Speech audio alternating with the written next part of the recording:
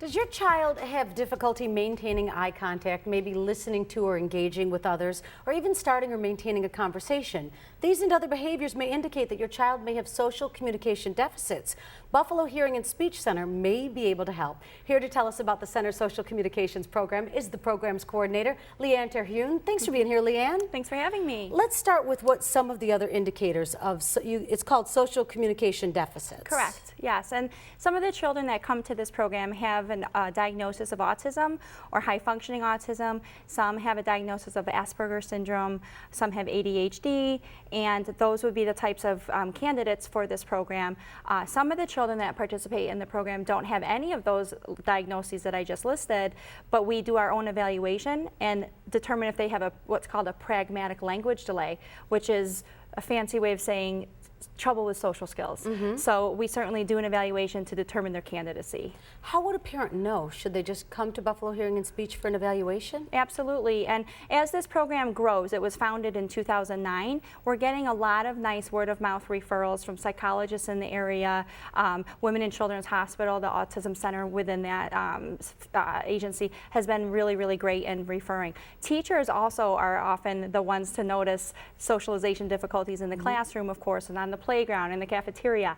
And Buffalo Hearing and Speech has been a pillar of this community for 60 years. So many teachers and other related professionals know, hey, you know what, get your child to Buffalo Hearing and Speech for an eval because we're seeing some red flags with their social behaviors. So with this social communication program, what ages are we talking about? Yeah, great question. We have age group they're multi-age rooms for the program. So we have a 5 to 8-year-old group, 9 to 12-year-old, and then we have a teen class too for 13 to 16-year-olds. And the need for this program, why was it created? Well, we all know that autism is becoming a household word. So many people are affected by autism. The latest CDC stat is 1 in 50 children will be diagnosed somewhere on the autism spectrum. Right. So we thought, you know, the schools do a great job of providing services for children during the school day, but sometimes those social needs don't get addressed in a very comprehensive way. So we thought, let's write a curriculum where we can offer families to come through their insurance to our agency and get some help. Some of these kids are very, at least average students. You know, they have to be verbal, I should say that, to do the class.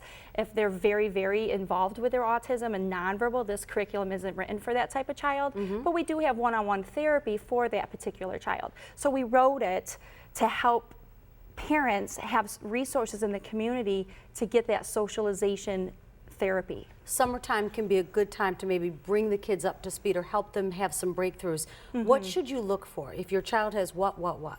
If your child really, I mean, some of them are so glaringly obvious and sometimes heartbreaking to a parent, you know, if they don't have friends, number one, if they're not staying on a topic of conversation, and a lot of kids come to us with passions, you know, they know everything about dinosaurs or everything about Thomas the Train or My Little Pony if it's a little girl, and they get very entrenched in some of their interests, that can sometimes be a red flag for families that the kiddo is having a hard time branching out and talking about different topics, having a hard time understanding people's body language, figuring out what facial expressions mean, and attaching meaning to those signals that people give us. They often miss those subtleties, and therefore they struggle in social interactions. Sibling difficulties with compromise has to be their way. They tend to be very rigid. They can't go with plan B. They tend to be very routine oriented, very literal in their thinking. So those are some red flags. There is a lot to learn, and I'm so glad we have Buffalo Hearing and Speech here in our community. Thanks for being here today. Thank you for having me. Buffalo Hearing and Speech Center, one of the largest nonprofit independent speech and hearing centers in the country, has been serving Western New York for 60 years. If you need more information about the center's social communication program or any of the many other programs and services offered, all you have to do is give them a call at 885-8318 or visit them online at askbhsc.org.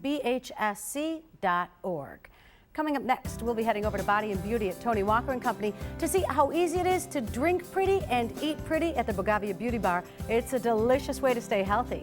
And then we'll give you an update on what's new at Destination Fun, Darien Lake. Personally, I want to know what glamping is. We'll find out when Western New York Living continues. This segment of Western New York Living was sponsored by Buffalo Hearing and Speech Center.